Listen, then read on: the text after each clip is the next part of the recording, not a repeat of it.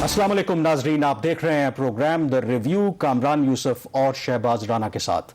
The review में हम पाकिस्तान की मईशत, खारजा अमूर और नेशनल सिक्योरिटी के मामलात पर बात करते हैं। और बिलाखिर नए वज़ीर ख़जाना शौकत तरीन ने बाकायदा तौर पर अपना चार्ज संभाल लिया है। तहरीक इंसाफ की हुकूमत की अगर बात करें तो ये चौथा वज़ीर ख़जाना है और अब देखते हैं कि ये कितने अरसे तक वज़ीर ख़जाना रहते हैं और क्या जो इनसे पहले जो वज़ीर ख़जाना थे, जो तवक्कुआत उनसे थीं, जो तब्दीली वो लाने की कोशिश कर रहे थे वो तब्दीली नहीं ला सके, क्या शौकत तरीन जो हैं उसमें कामयाब हो पाएंगे? तो शहबाज, इत्तला तो यही थी कि जब इनको कल नामजद किया गया कि ये नए वज़ीर ख़जाना होंगे तो वो कराची चले गए। शायद उनको लगा कि मंडे को हम बाकायदा जो अपना जो आगाज़ है काम का वो करेंगे, लेकिन शायद उनको जल्दी में वापस बुलाया गया कि वक्त कम है और मुकाबला सख्त है, तो मंडे को छोड़ें, आपने आज से ही काम शुरू करना है। कामरान, ये बात है कि ये आपने वक्त कम है और मुकाबला सख्त है, और ये हमारे टॉपिक से भी आज रिलेट करता है। शौकत तरीन साहब ने कल फ्लाइट ली, कराची चले गए, फिर रात उनको बताया गया कि नहीं, कल आपके ईवान सदर पहुंच जाएं, आपकी ज़रूरत है ईवान सदर में। तो आज फिर वो वापस आए और फिर अपना उन्होंने बाकायदा चीज़ें संभाल ली हैं। अब इसी तरह ये प्लानिंग इसी तरह होती है ना, पहले आप एक वज़ीर को फारिग करते हैं, फिर इंटरम में एक नया वज़ीर लेके आते हैं हफ्ते 10 दिन के लिए, फिर अगला वज़ीर आता है, उसको पहले कराची भेजते हैं, फिर वापस बुला लेते हैं। तो ये रियासत इसी तरह चलती है और ये ऐसे ही चलेगी। और जो बात आपने कही कि ये करेंगे क्या, ये डिपेंड करता है कि इंटरनेशनल मॉनिटरी फंड इनको कितनी स्पेस देता है। लेकिन उससे पहले ये जो करेंगे, वज़ीर-ए-आज़म इमरान खान साहब के जो कौम से वादे थे, जो खुद उनके अपने ख्यालात थे और उनके कुछ अपने अज़ाइम थे चीज़ों को बेहतर करने के लिए पाकिस्तान की इकॉनमी को, लेकिन कामरान अब लगता है कि वज़ीर-ए-आज़म इमरान खान साहब ने भी ग्राउंड रियलिटीज़ के साथ अपने आप को उन्होंने रीअलाइन कर लिया है। और हुकूमत के जो बड़े बड़े दावे थे इक़्तिदार में आने से पहले कि कर्ज़ों को हम बेतहाशा तौर पर कम करके जाएंगे, बढ़ने तो नहीं देंगे, हम कहते कम करके जाएंगे, महंगाई कंट्रोल होगी, बजट का खसारा कंट्रोल होगा और तरक्की की शरह इतनी होगी। उसका जिक्र तो नहीं कर रहे कि इस हफ्ते जो एक बजट स्ट्रेटजी पेपर सामने आया है जिसमें शायद हुकूमत को उन ज़मीनी हक़ाइक़ का अंदाज़ा हुआ है कि जो वादे हमने लोगों से किए थे शायद उनको पूरा करना एटलीस्ट इन 5 सालों में जो ये पीटीआई का दौर है उसमें पूरा होता तो नज़र नहीं आता। तो ये कड़वी गोली क्यों ले ली है इस गवर्नमेंट ने? क्योंकि वज़ीर-ए-आज़म इमरान खान खुद भी कहते हैं और उनके हिमायती भी कहते हैं कि वो हिम्मत नहीं हारते, वो कभी शिकस्त तस्लीम नहीं करते।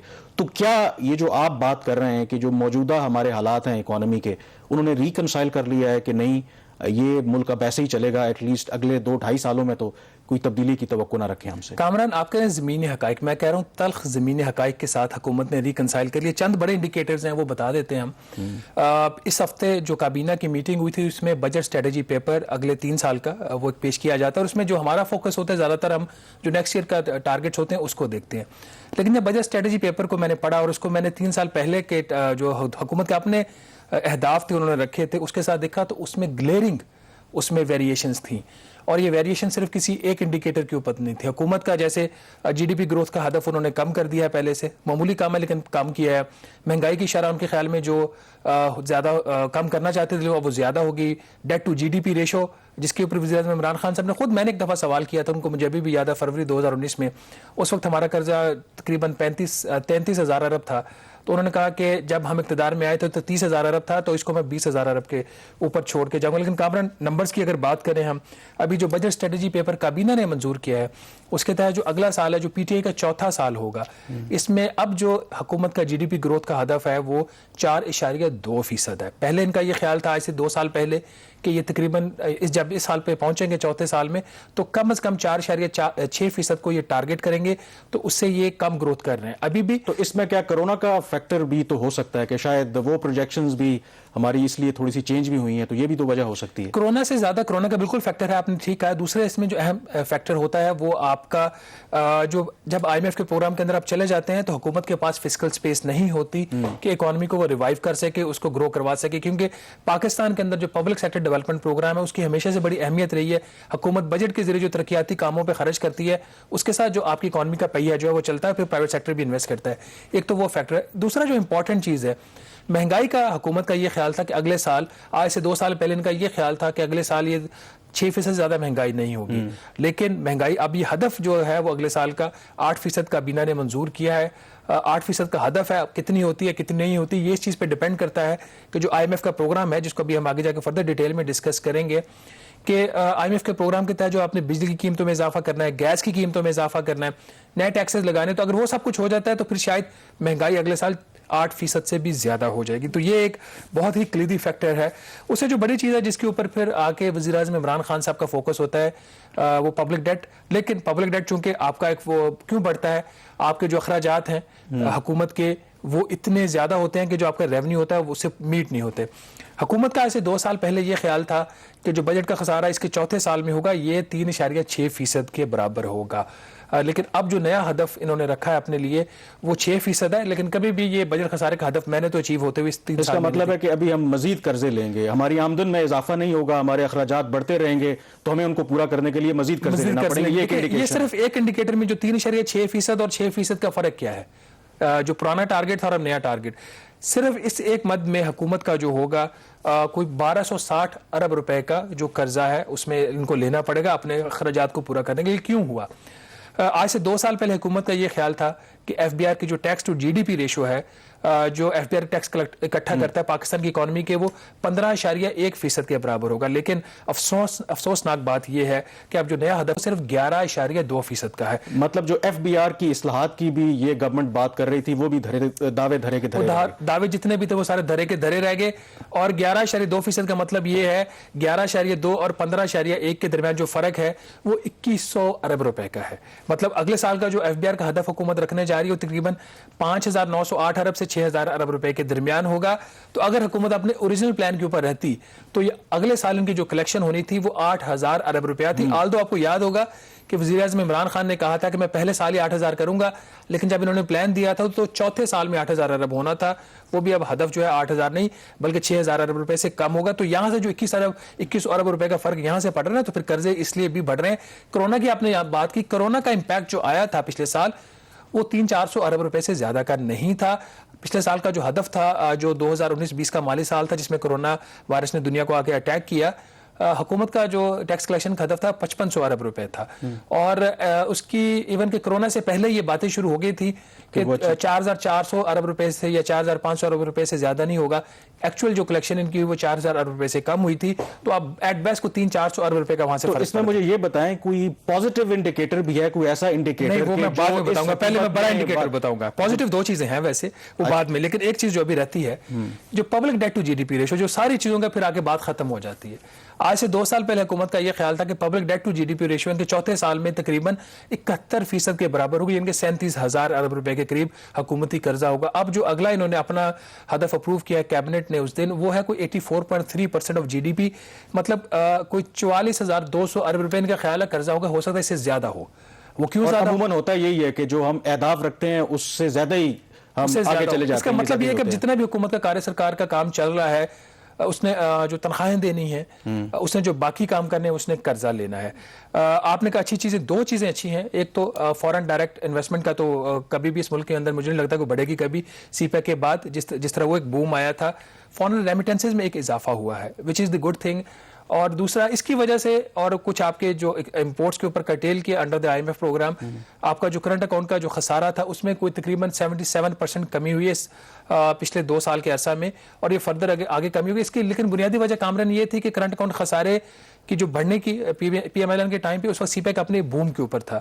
تو جب CPEC کے جو پروجیکٹس تھے وہ کمپلیٹ ہو گئے اور آگے جا کے پھر وہ چیزیں آپ کی جو امپورٹس ہو رہی تھی وہ نہیں ہوئی, تو ایونچولی آپ کا کرنٹ اکاؤنٹ خسارہ ویسے ہی کم ہونا تھا. لیکن IMF کے پروگرام میں جانے کے بعد اور کچھ انہوں نے جو ایکسچینج ریٹ کی ڈیویلیوشن ہوئی روپے کی, اس کے بعد بھی آپ کی درآمدات میں کمی. لیکن اس کے اندر جو فورن جو ریمیٹنسز آ رہی ہیں یہ بھی اس کے اندر ہے کہ شاید اس میں بھی ہمیں کووڈ کا شاید شکریہ ادا کرنا چاہیے. اس کی وجہ یہ ہے کہ کہا یہی جا رہا ہے کیونکہ انٹرنیشنل ٹریول ہو نہیں رہی اور جو غیر قانونی طریقے سے یہ حوالہ ہنڈی کے ذریعے جو پیسہ آتا تھا, اب لوگ مجبور ہیں کہ افیشل چینلز کے ذریعے بھیجیں. جب حالات کبھی نارملائز ہو جائیں گے تو سوال یہی ہے کہ کیا ہم یہ مومنٹم سسٹین کر پائیں گے؟ یہ بہت بڑا ایک کویسچن مارک ہے. اس میں 2 چیزیں, ایک تو آپ نے بتا دیا کورونا کی وجہ سے جو ٹریول نہیں ہو رہا, اور دوسرا FATF کے بعد جو ہم نے ریگولیشنز چینجز لائے ہیں اس کی وجہ سے بھی بہت ساری جو ٹرانزیکشن ہو رہی ہیں وہ حوالہ اور ہنڈی سے نہیں ہو رہی, وہ بھی ریگولر چینلز ہو رہی. لیکن کامران بات یہ ہے کہ آپ حکومت اب جو اگلے سال کا اس کا بجٹ ہے تقریباً 8050 ارب روپے کے قریب, کہ 13% اضافہ ہے.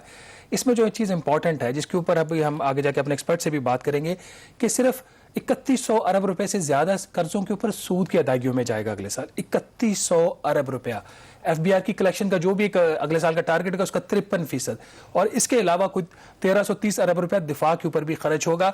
ये दो खर्चे हैं, अगर इसको आप सामने रखें और जो एफबीआर की कलेक्शन है उसमें से सूबों का हिस्सा माइनस कर दें 57.5%, पीछे जो नेट खालिस्तान हुकूमत के पास रेवेन्यूज बचते हैं वो ये दो खर्चे करने के लिए। ये सारी कहानी है और ये कहानी है। और फिर जब जो भी हुकूमत हो, वो बेशक तहरीक इंसाफ हो, PMLN हो, पीपल्स पार्टी हो, जब उनके पास इतने वसाइल कम हो तो फिर वो अवाम की फलाह के लिए, मुल्क की तरक्की के लिए क्या खर्च करेंगे। इसीलिए शायद ज़रूरी है कि पाकिस्तान को एक लॉन्ग टर्म प्लान की ज़रूरत है कि जिसमें आप इंडस्ट्रियल ग्रोथ हो, जिसमें आपका रेवेन्यू बढ़े। अगर ये चीज़ें नहीं बढ़ेंगी तो हम इसी तरह ये जो कर्ज़ों के जो आप कह लें कि एक विशियस साइकिल में उसी में फंसे रहेंगे। यहाँ पर ब्रेक लेंगे और ब्रेक के बाद जिक्र करेंगे कि क्या हुकूमत को IMF से प्रोग्राम दोबारा नेगोशिएट करना चाहिए और क्या हुकूमत के जो IMF है जो हुकूमत की बात मानेगी भी या नहीं मानेगी। ब्रेक के बाद इस पर बात करेंगे।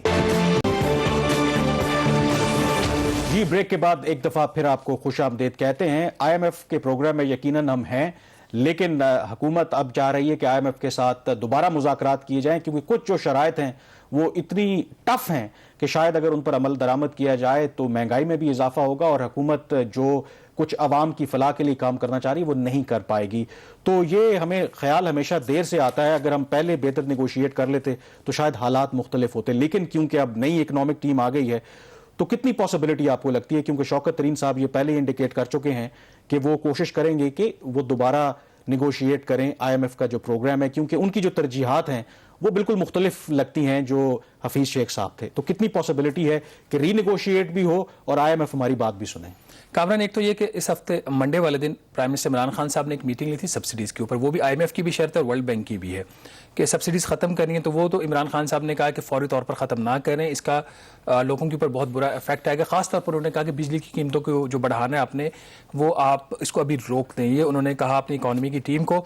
और उसकी उसी दिन मंडे वाले दिन ही फिर हमाद अजहर जो अब फॉर्मर फाइनेंस मिनिस्टर हो गए, उनकी IMF की मैनेजिंग डायरेक्टर के साथ वीडियो कॉन्फ्रेंस हुई। उसके अंदर ये बात उन्होंने रखी कि जो बिजली की कीमतों में इजाफा, इस तरह बिजली की कीमतों में इजाफे की तो डायरेक्ट बात नहीं हुई। जो मेरे ज़राए ने मुझे बताया कि पाकिस्तानी टीम ने IMF की MD को बताया कि वो जो पेस था, जिस सीक्वेंस के ऊपर हमने रिफॉर्म्स या इस्लाहात करनी थी और बिजली की कीमतें, जिसका मतलब ये होता है बिजली की कीमतों में इजाफा, टैक्सेस लगाने, वो शायद हम उस पेस के ऊपर ना कर सकें।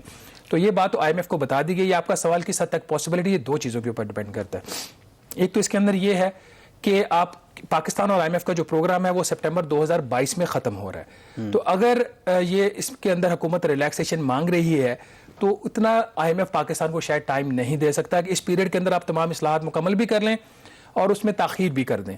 तो ये दो एक चीज़ें एक दूसरे से कॉन्ट्राडिक्शन में है।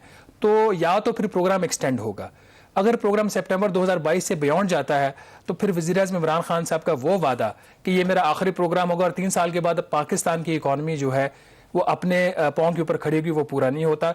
हाँ, अब जो फैक्टर इसमें डिटर्मिनिंग होगा, शौकत तरीन साहब जो वज़ीर ख़जाना है, जो अपना चार्ज ले चुके हैं, क्या वो इसके अंदर रह के, प्रोग्राम के अंदर रह के किस हद तक IMF से स्पेस मांगते हैं या ले सकते हैं वो, और अगर नहीं मिलती तो क्या शौकत तरीन साहब IMF का प्रोग्राम ख़त्म करके IMF के प्रोग्राम से वॉकआउट करके पाकिस्तान की इकॉनमी को रिवाइव कर सकते हैं और उसको उस जगह पे लेके जा सकते हैं जहां पे जब इमरान खान साहब इलेक्शन में जाएंगे अक्टूबर-नवंबर 2023 में तो वो कह सकेंगे मैंने पाकिस्तान की इकॉनमी को रिवाइव किया। ये एक बहुत बड़ा सवाल है। ये बहुत इफ्स एंड बट्स हैं, लेकिन IMF की शराइत की तो हम बात कर रहे हैं।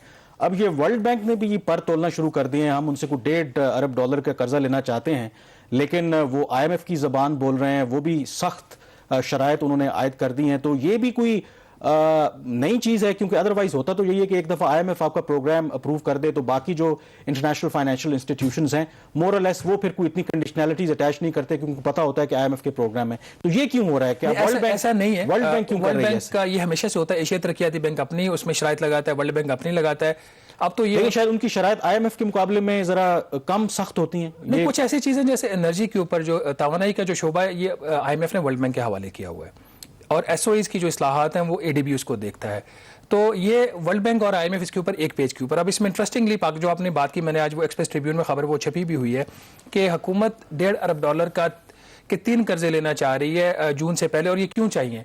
کہ آپ کی جو اس سال کی فائنینسنگ ریکوائرمنٹس ہیں اس میں یہ شامل ہے, آپ کو یہ قرضے چاہیے ہوں گے تو آپ کے ریزرو جیسے بھی ہیں, جس میں جو ابھی اسٹیٹ بینک کے ریزرو 16 ارب ڈالر کے, اس میں 11 ارب ڈالر چین کا ہے, 2.5 ارب ڈالر اس میں یورو بانڈ ہم نے کیے ہیں 10 دن پہلے, 2 ارب ڈالر اس میں یو اے ای کا, تو اس کے پیچھے بچتا کچھ نہیں, تو اس طرح کے آپ کو قرضے لینے. اب جو ورلڈ بینک نے شرائط رکھی ہیں کامران, اس میں جو اینول بیس ٹیرف میں انکریز ہے جون جولائی میں جا کے ہونا ہے, 2 روپے 21 پیسے جولائی میں ہے اور 1 روپے 39 پیسے فی یونٹ جون میں ہے, تو یہی دونوں شرائط جو ہیں وہ آئی ایم ایف کے پروگرام کے اندر بھی ہیں.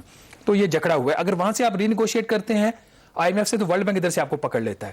آپ کہتے ہیں جی ٹھیک ہے ادھر سے 50 کروڑ ڈالر کی قرض لے لیا ہم نے, بعد میں دیکھیں گے تو پیچھے سے ورلڈ بینک قرضہ روک لے گا. اسی طرح اس کی اور بھی کچھ ایسی ہی شرائط ہیں.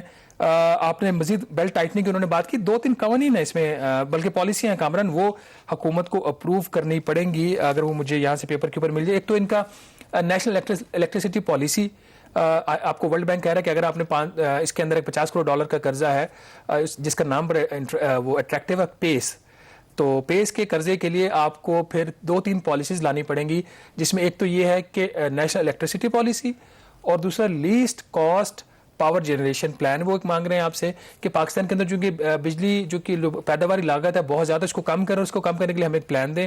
اسی طرح پھر جو سرکولر ڈیٹ مینجمنٹ پلان ہے جو کہ آئی ایم ایف کے پروگرام کے اندر بھی ہے اور ادھر بھی ہے, اور یہ تو ایک چیز ہوگی. پھر دوسرے 2 جو لونز ورلڈ بینک سے ہم لینا چاہ رہے ہیں رائز اور شفٹ کے نام سے, دیکھیں نا رائز اور شفٹ نام کتنے اچھے ہیں, تو وہ بھی 50-50 نہ رائز ہونی ہے نہ شفٹ ہونی ہے, ہماری شفٹ ہونی ہے. تو اس کی بھی جو شرائط ہیں اس کے اندر بھی آپ دیکھیں گے کہ وہی جو ایف بی آر کی اصلاحات اس میں شامل ہے, اور نہ صرف ایف بی آر کی, جو پروونشل ریونیو اتھارٹیز ہیں اس کے ساتھ بھی, کہ پاکستان کے اندر اس سے جو 5 اتھارٹیز ہیں, ایک ایف بی آر اور 4 صوبائی ہیں, ان کے جتنے بھی ان کے سسٹمز کو انٹر لنک کیا جائے, ایک یونیفارم سیلز ٹیکس کا سسٹم لایا جائے, جو کہ ایک اچھی چیز ہے. میں اس کی پرسنلی اس کو کرتا ہوں, کیونکہ بزنس مین کو ایک ادھر ریٹرن فائل کرنا پڑتا ہے, 4 اس کو صوبوں میں کرنے پڑتے ہیں, تو اس لحاظ سے وہ ٹھیک. اس طرح کی اور بہت ساری کنڈیشنلٹیز ورلڈ بینک کے اس کے لون کی بھی ہیں. تو کامران یہ سلسلہ جو ہے نا یہ ختم ہونے والا نہیں, اور اس کی وجہ یہ ہے کہ پچھلے 2.5 سے 3 سال کا جو عرصہ اس حکومت کا اب گزر گیا ہے, اس کے اندر عوام کو کبھی بھی سچ نہیں بتایا گیا کہ پاکستان کی اکانومی ریوائیو ہوئی ہے.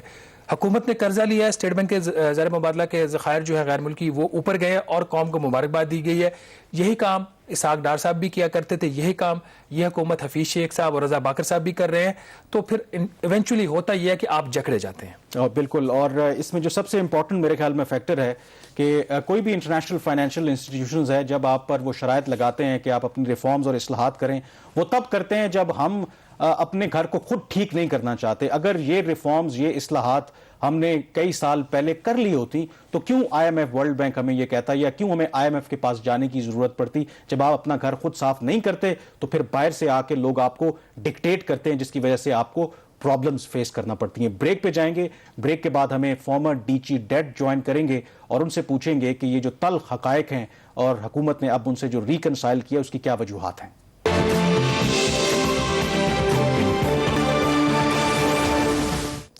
جی, پروگرام دی ریویو میں ایک دفعہ پھر آپ کو خوش آمدید کہتے ہیں. ہمیں لاہور اسٹوڈیو سے جوائن کر چکے ہیں عبد الرحمان وڑائچ صاحب.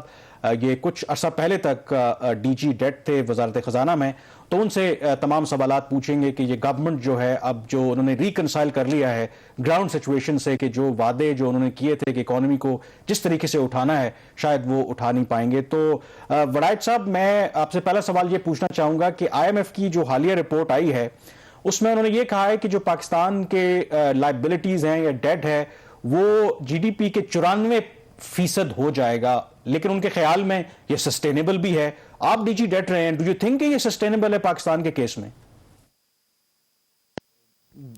جی, آئی ایم ایف کا آپ کو پتہ ہے کہ بڑا ان کا تفصیلی جو ہے وہ تجزیہ ہوتا ہے, اور ہم نے بھی اس کے ساتھ آئی ایم ایف کے ساتھ مل کے اس پہ کام کیا. تو اگرچہ یہ بات آپ کی درست ہے کہ قرضہ بہت بڑھ گیا ہے, قرضے کا جو حجم ہے اور جو اس کا تناسب ہے جی ڈی پی کے ساتھ, لیکن بہت سے مثبت پہلو بھی ہیں. پاکستان کی جو اکنامک گروتھ ہے وہ اتنی بری طرح سے متاثر نہیں ہوئی, اور قرضے کی جو مینجمنٹ ہے وہ بھی مناسب ہے. قرضے کی جو ہماری جو بوروئنگ کاسٹ ہے, جس شرح پہ ہمیں قرضہ ملتا ہے, وہ بھی بہت زیادہ نہیں ہے. تو بہت سے فیکٹرز, اور اب آئی ایم ایف کی مدد سے ایک فسکل کنسالیڈیشن کا جو پروگرام ہے اس پہ بھی عمل ہو رہا ہے. اس پہ بحث ہو سکتی ہے کہ وہ کس حد تک ہم اس کو عمل درآمد کر پا رہے ہیں. لیکن یہ آپ اتفاق کریں گے کہ جو ڈائریکشن ہے گورنمنٹ کی وہ درست ہے، فسکل کنسالیڈیشن کی طرف گورنمنٹ جا رہی ہے. تو ان تمام اگر آپ عناصر کو مد نظر رکھیں، پہلوؤں کو مد نظر رکھیں، تو پاکستان کا قرضہ جو ہے وہ مینیجیبل اور سسٹینیبل تو ہے، مگر ساتھ ہی ساتھ یہ بات بھی بڑی ضروری ہے کہ ہم نے اس کو نیچے لانا ہے. جی ڈی پی کے تناسب کے لحاظ سے ہم نے اس کو کافی نیچے لے کے بڑائی صاحب، یہ آپ کہہ رہے ہیں کہ 94% کے اوپر پاکستان کا جو قرضہ ہے وہ سسٹینیبل ہے. تو اگر 94% جو ہے وہ سسٹینیبل لمٹ ہے تو پھر fiscal responsibility debt limitation act میں ہم نے 60% کیوں رکھا ہوا ہے؟ اور آئی ایم ایف جو ہے وہ جو ڈیولپنگ کنٹریز لائک پاکستان، ان کے لیے تو وہ قرضہ کی جو وہ کہتے ہیں کہ اگر 50% ہو اس کی اکانومی کے برابر تو سسٹینیبل ہوتا ہے.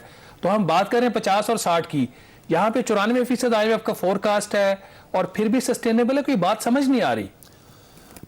دیکھیں شہباز صاحب، یہ جو 60% یا جو 50% والی شرح کی آپ نے بات کی، اس طرح کی کچھ رول آف تھم دنیا میں ہوتے ہیں، اور 60% سے زیادہ جو ترقی پذیر ممالک ہیں ان کے لیے سمجھا جاتا ہے کہ اب ان کے لیے مشکلات بڑھ جائیں گی. مگر حقیقت یہ ہے کہ آئی ایم ایف کے پروگرام کو اگر آپ تفصیل سے دیکھیں تو ایک ان کا کانسیپٹ ہے ڈیٹ کیرینگ کیپیسٹی کا، کیونکہ مختلف ملک جو ہیں ان کا سائز مختلف ہوتا ہے، ان کے فیوچر اکانومی کے پراسپیکٹس مختلف ہوتے ہیں. تو 60% سے اوپر جانا اگرچہ خطرناک ضرور ہے، مگر یہ عین ممکن ہے کہ اس سے زیادہ آپ کا قرضہ ہو، مگر اس کے باوجود ایسے فیکٹرز ہوں کہ آپ اس قرضے کو مینیج کرنے کی پوزیشن میں ہوں. تو پاکستان کی اکانومی میں کچھ ایسی مثبت پہلو بھی ہیں. اکانومی کا اوور آل سائز، اس کا فیوچر کا جو گروتھ کا پوٹینشل ہے، اور بیرونی قرضوں پہ بہت زیادہ ہماری جو ریلائنس ہے، دار و مدار ہے، وہ اتنا زیادہ نہیں ہے. تو ان تمام فیکٹرز کو دیکھنے کے بعد ہی آئی ایم ایف نے یہ اس نتیجے پہ پہنچے ہیں کہ ہمارا ڈیٹ جو ہے وہ سسٹینیبل ہے، بلکہ یہ اگلے کچھ سالوں میں نیچے جو بھی آئے. چیز ہے، جو کی فیکٹر ہے، بڑائی صاحب آپ کہہ رہے ہیں کہ قرضہ نیچے کی طرف جا رہا ہے.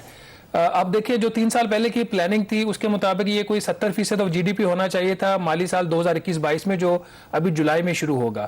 اب جو نیا بجٹ سٹریٹجی پیپر ہے اس میں یہ آپ حکومت خود کہہ رہی ہے 84.3% ہوگا، جس کا مطلب یہ ہے کہ حکومت کی پلاننگ سے 7,000 ارب روپے اضافی قرضہ ہوگا.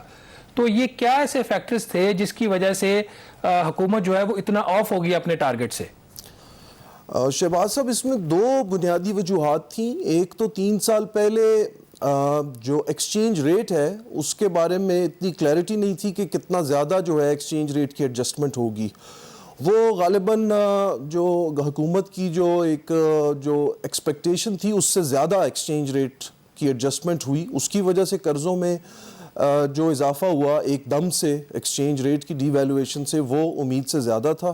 اور دوسرا، آپ اس بات سے اتفاق کریں گے کہ کووڈ کی وجہ سے گورنمنٹ کے اخراجات میں کچھ ان ایکسپیکٹڈ اضافہ ہوا، اور جو ٹیکس کے جو ہدف تھے اس میں ان ایکسپیکٹڈلی کچھ کمی ہوئی. تو کووڈ کی وجہ سے جو کہ پہلے فورسی کرنا مشکل تھا، اس کی وجہ سے جو مشکلات پیدا ہوئیں، میرے خیال میں یہ 2 بڑی وجوہات ہیں جس کی وجہ سے یہ ویریئنس جس کی آپ بات کر رہے ہیں یہ آئی.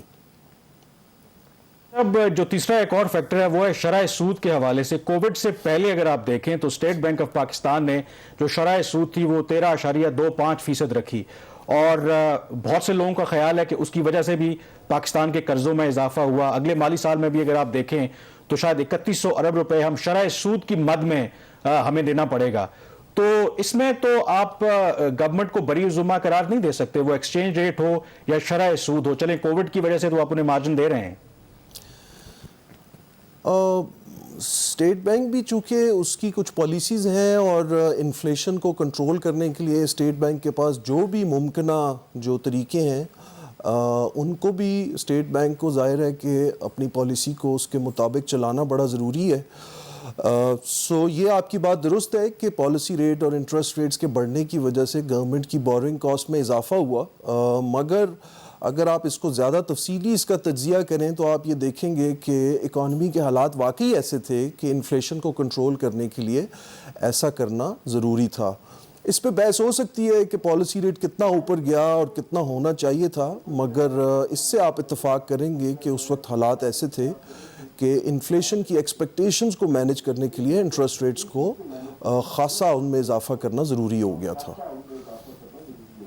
اچھا وڑائی صاحب، دو فیکٹرز اگر آپ بتائیں کہ ایک اگلے سال جو ہم حکومت نے ایسٹیمیٹ لگایا ہے کہ قرضوں کے اوپر سود کی ادائیگی کے اوپر 3100 ارب روپیہ خرچ ہوگا، اس کی جو وجہ اگر میں آپ سے جاننا چاہ رہا ہوں، دو اس کے بڑے فیکٹرز، ایک جو حکومت نے جون 2019 میں ڈیٹ کی ری پروفائلنگ کی تھی، لانگ ٹرم آپ جب شارٹ ٹرم سے لانگ ٹرم پہ گئے، اس کا امپیکٹ کتنا اس 3100 ارب روپے کے اندر؟ دوسرا جو شرح سود 13.25% کر دی تھی اسٹیٹ بینک نے، اگر وہ کور انفلیشن کو ٹارگٹ کو سامنے رکھ کے کرتے تو وہ 10 یا 11% سے زیادہ نہ ہوتی.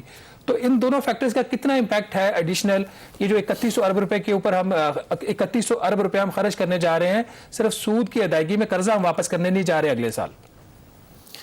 شہباز صاحب، اس پہ ہم نے کچھ تجزیہ اس کا کیا تھا. اگر آپ دیکھیں، آپ کے ساتھ بھی میں نے یہ نمبرز شیئر کیے ہیں.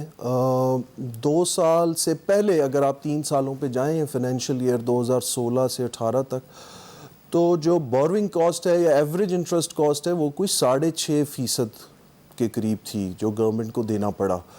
اور پچھلے 2 سالوں میں یہ شرح پہلے تقریباً 7.25 پہ آئی اور فائنینشیل ایئر 2020 میں یہ 7.5% تھی. سو ایوریج انٹرسٹ کاسٹ یقیناً پچھلے 2 سالوں میں بڑھی ہے، مگر اس کی جو وجوہات ہیں وہ اگر آپ دیکھیں گے تو آپ اتفاق کریں گے کہ شاید ایسا ہونا ضروری تھا اور اس کے کچھ فائدے بھی ہوئے ہیں. چونکہ انفلیشن ہائی تھی اس لیے پالیسی ریٹ کو بڑھنا تھا اور اس کا بھی اس کے اوپر امپیکٹ آیا. اور دوسری وجہ جو آپ نے بالکل صحیح کہا کہ ہم نے ڈیٹ کی ری پروفائلنگ کی. پہلے شارٹ ٹرم قرضہ جو ہے وہ بہت بڑھ گیا تھا، اگرچہ کاسٹ اس کی کم تھی، وہ نسبتاً سستا تھا، مگر اس کی وجہ سے اور رسکس جو تھے اکانومی میں وہ بڑھتے جا رہے تھے. کسی بڑے کرائسس کی صورت میں گورنمنٹ کے لیے اپنی فائنینسنگ جو ہے کرنا وہ مشکل ہو سکتا تھا. سو یہ پوری دنیا میں جو انٹرنیشنل معیار ہے اس کے مطابق ہی اس کو سامنے رکھتے ہوئے، اور آئی ایم ایف نے بھی یہی مشورہ دیا تھا اور گورنمنٹ نے یہ فیصلہ کیا. اچھا وڑائک صاحب، وقت کیونکہ ہمارے پاس کم ہے، آخری منٹ جا رہا ہے، تو آپ سے آئی ایم ایف کا بھی آپ نے ذکر کیا تو میں ضرور پوچھنا چاہوں گا، کیونکہ آپ آئی ایم ایف کے ساتھ بھی مذاکرات کرتے رہے.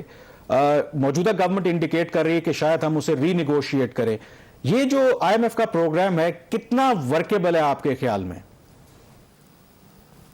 اب اس پروگرام کے چونکہ بہت زیادہ پہلو ہیں جی، تو میں اپنے آپ کو اس قابل نہیں سمجھتا کہ میں پورے آئی ایم ایف کے تمام پروگرام کے اوپر کوئی بہت زیادہ کمپریہنسو کامنٹ کر سکوں. بٹ میرا خیال ہے کہ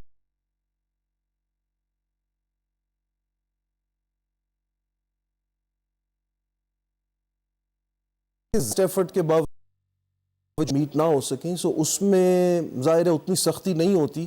اگر یہ نظر آتا ہے وقت گزرنے کے بعد کہ گورنمنٹ نے اپنی پوری کوشش کی مگر اس کے باوجود وہ ٹارگٹس میٹ نہ ہو سکے، تو اس کے لیے آئی ایم ایف گنجائش بھی دے دیتا ہے. میں یہ کہوں گا کہ زیادہ تر ٹارگٹس جو ہیں وہ میٹ ہو سکتے ہیں، اور کچھ یقیناً ایسے ہوں گے کہ جس میں مزید بہتر نیگوسیشن کی ہمیشہ گنجائش ہوتی ہے. اور 1-2 سال کے تجربے کے بعد اب گورنمنٹ کے سامنے بہت سے پہلو ہوں گے جس میں گورنمنٹ کو یہ نظر آ رہا ہوگا کہ شاید کچھ ٹارگٹس جو ہیں وہ اچیو کرنا تھوڑا مشکل ہو جائے. سو نیگوسیشن کی گنجائش ہمیشہ ہوتی ہے، مگر اوور آل اگر آپ دیکھیں تو آئی ایم ایف پروگرام کے جو پہلو ہیں تمام میں پاکستان کا فائدہ ہے، اور گورنمنٹ پوری کوشش بھی کر رہی ہے. چلیں عبدالرحمان وڑائک صاحب، بہت شکریہ آپ کا. دیکھیں گورنمنٹ اب کیا کرتی ہے. بہرحال یہاں پر ایک بریک کے بعد ذکر کریں گے کہ وزیر خارجہ شاہ محمود قریشی 4 ملکی دورہ کر رہے ہیں. اس دورے میں کیا ہوگا اس پر بات کریں گے. جی، پروگرام در ریویو میں ایک دفعہ پھر آپ کو خوش آمدید کہتے ہیں. وزیر خارجہ شاہ محمود قریشی آج سے 4 ملکی دورے پر روانہ ہو رہے ہیں. آغاز وہ یونائٹڈ عرب ایمریٹ سے کریں گے، اس کے بعد ایران، قطر اور ترکی جائیں گے. یو اے ای کا وزٹ امپورٹنٹ ہے کئی حوالوں سے، کیونکہ حال ہی میں ہم نے دیکھا کہ بہت اہم ڈیولپمنٹس ہوئی ہیں خطے میں. اگر بات کریں پاک بھارت تعلقات کی بات کریں، اس میں یو اے ای کے کردار کے بارے میں بات ہوئی ہے، اور اس کے ساتھ ساتھ جو افغانستان کے حوالے سے بھی ایک جو اس وقت ایفرٹ ہو رہی ہے. تو یہ تمام جو ایجنڈا ہیں وہ شامل ہیں جب شاہ محمود قریشی ان 4 ملکوں کا دورہ کریں گے. لیکن شہباز، اس میں جو سب سے امپورٹنٹ میرے خیال میں جو دفتر خارجہ نے بھی اسٹیٹمنٹ جاری کی ہے، اس میں انہوں نے ایکسپلیسٹلی تو مینشن نہیں کیا، لیکن جو سب سے اہم اس وقت میرے خیال میں پاکستان کے لیے کنسرن ہے وہ یہ ہے کہ 18 نومبر سے آپ کو پتا ہے کہ پاکستان کے اوپر ورک ویزا بین ہے یو اے ای کی طرف سے. تو وہ یہ کوشش ہو رہی کہ کسی طریقے سے وہ بین ختم ہو، کیونکہ یہ بہت بڑا سورس آف آپ کہہ لیں کہ انکم ہے پاکستان کے لیے، کیونکہ ایوریج میرے خیال میں لاکھوں کی تعداد میں سالانہ لوگ جاتے ہیں یو اے ای جہاں پر ان کو نوکریاں ملتی ہیں. تو یہ بہت بڑا میرے خیال میں ایک سکسیس ہوگی اگر وزیر خارجہ کامیاب ہو پاتے ہیں منانے میں کہ وہ یہ بین لفٹ کریں. کامران، یہ صرف ان کی یہ والی سکسیس نہیں ہوگی، اس کا جو امپورٹنس ابھی بات کر رہے تھے، 2 انڈیکیٹر جو اس حکومت نے بہتر کیے ہیں، کرنٹ اکاؤنٹ ڈیفیسٹ میں جو کمی ہے اور فارن ریمیٹنسز بڑھ رہی ہیں، اس میں تقریباً 1/4 جو ترسیلات اظہار ہے وہ صرف متحدہ عرب امارات سے آ رہی ہے، اور باقی جو ہے میجر وہ کنٹریبیوشن ہے وہ سعودی عربیہ سے آ رہی ہے. تو ہمارے لیے بہت ہے، ایک تو ہمارے لیے لائف اینڈ ڈیتھ آپ کی اکانومی کا یہ مسئلہ بن چکا ہے. اس کی وجہ یہ ہے کہ جو برآمدات ہے اس میں تو اضافہ نہیں ہو رہا، اور کوئی نیئر فیوچر میں مجھے لگ بھی نہیں رہا کوئی بہت میجر ایک آپ کو شفٹ آئے گا آپ کی برآمدات کے اندر. تو ریمیٹنسز کے اوپر میرا خیال ہے کہ ابھی بھی آپ بہتر بتا سکتے ہیں کہ اس میں چانسز کتنے ہیں یہ ریوائیو ہوں گی آپ کے جو ویزاز وہاں پہ. تو ابھی تک جو اچھا خاصا ڈیمیج تو ہمیں ہو چکا ہے، اور حکومت ابھی تک اس کے اوپر کوئی واضح نہ اس نے کوئی پالیسی سٹیٹمنٹ دیا، اور نہ یہ چیز وہ مان رہی ہے کہ بین کیوں ایک لگا ہوا، اور کیوں لگا ہوا یہ بھی ہمیں نہیں پتا. کچھ پتا ہے کہ وجہ کیا ہے اس کی؟ بالکل، یہ بڑا حیران کن ہے کہ جب سے یہ بین لگا ہم نے بھی اپنے پروگراموں میں بہت زیادہ ڈسکشن کی اور کوشش بھی کی کہ موقف جاننے کی. نہ یو اے ای نہ پاکستان باقاعدہ طور پر اس کے اوپر کوئی بات کرتے ہیں. بین اپنی جگہ پہ موجود ہے. جو میں نے اپنی طرف سے کوشش کی پتہ کرنے کی جو اصل وجوہات ہیں وہ کچھ سیکیورٹی کنسرنز ہیں یو اے ای کے، اور یہ نومبر میں اس لیے ہوا کہ آپ کو پتہ ہے کہ اب جو عرب ممالک ہیں خاص کر کے یو اے ای کے اسرائیل کے ساتھ جو تعلقات ہیں انہوں نے استوار کر لیے ہیں.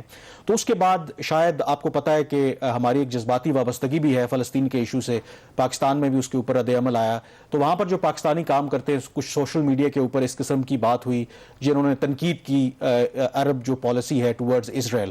تو اس کے بعد ایک وہاں پر سیکیورٹی کنسرن یو اے ای کے اندر پیدا ہوا کہ شاید جو پاکستانی یہاں پر کام کرتے ہیں کوئی اس طرح کی لا اینڈ آرڈر کی سچویشن کریٹ نہ ہو. تو اس صورت میں مجھے بتایا گیا کہ وہ بین لگایا گیا، اور انہوں نے کہا کہ اس وقت تک بین رہے گا جب تک پاکستان یہ ضمانت نہیں دیتا کہ جو پاکستانی شہری وہاں پر کام کرتے ہیں وہ کوئی اس طرح کی گڑبڑ نہیں کریں گے. دونوں ممالک کے درمیان اس حوالے سے بہت عرصے سے بات چیت چل رہی ہے، اور پاکستان کوشش کر رہا ہے کہ اس ایشو کو سارٹ آؤٹ کیا جائے. اور میرے خیال میں جو پاکستانی وہاں پر سفارتی مشن ہے اس کے ذریعے جو پاکستانی وہاں پر کام کرتے ہیں ان کو یہ تلقین بھی کی گئی کہ اگر آپ یو اے ای میں کام کرتے ہیں تو وہاں کے جو لوکل قوانین ہیں ان کی پاسداری کریں، کوئی اس طرح کی گڑبڑ نہ کریں. تو کوشش ہو رہی ہے. اب پاکستان کس حد تک وہ ضمانت دینے میں کامیاب ہوتا یہ اب دیکھنے والی بات ہے، کیونکہ جب سے یہ بین لگا ہے تو اس سے تقریباً ایوریج وہ کہہ رہے ہیں کہ 1000 جو نوکریاں ہیں وہ پاکستان کے ہاتھوں سے جاتی جا رہی ہیں. اور اس کا نقصان یہ ہوگا کہ آپ کو پتہ ہے کہ بھارت ہے، بنگلہ دیش ہے، دوسرے ممالک ہیں جو ورک فورس مہیا کرتے ہیں. تو یہ نہ ہو کہ وہ پاکستان کو وہاں پہ ریپلیس کر لیں. تو یہ پاکستان کے لیے بہت ضروری ہے کہ جلد از جلد یہ معاملہ طے ہو. اب دیکھنا یہ ہے کہ کیا اس وزٹ میں یہ طے ہو پائے گا، کیونکہ چند ماہ پہلے بھی وزیر خارجہ شاہ محمود قریشی نے وزٹ کیا تھا. امید پیدا ہوئی تھی کہ شاید یہ بین ختم ہو جائے، لیکن بین ختم نہیں ہوا. آپ نے بھارت کا ذکر کیا ہے، اور جو متحدہ عرب امارات کا رول ابھی سامنے آیا ہے، حکومت کی طرف سے تو خاموشی ہے کہ یو اے نے کردار ادا کیا پاکستان اور بھارت کے درمیان سیز فائر جو ہوا ہے لائن آف کنٹرول کے اوپر، اور باقی جو گریجول امپروومنٹ ان ٹائز ہو رہی ہے. تو یہ جو وزٹ ہے ڈیفینیٹلی میرا خیال یہ ایشو بھی تو وہاں پہ پھر ٹیک اپ ہوگا نا. اور کیا لگ رہا ہے آپ کی حکومت کبھی نہ کبھی یہ بات مانے گی کہ ہاں ہم نے باقاعدہ بھارت سے مذاکرات کی اور یہ معاملہ صرف جو ہے دونوں ممالک کی افواج کے درمیان تک محدود نہیں ہے؟ میرا نہیں خیال کہ یہ اس طرح کی جب خفیہ سفارتکاری ہوتی ہے تو ایک پلازیبل ڈینائبلٹی ہوتی ہے. تو ایک تو مجھے نہیں لگتا نہ پاکستان نہ بھارت یہ مانیں گے.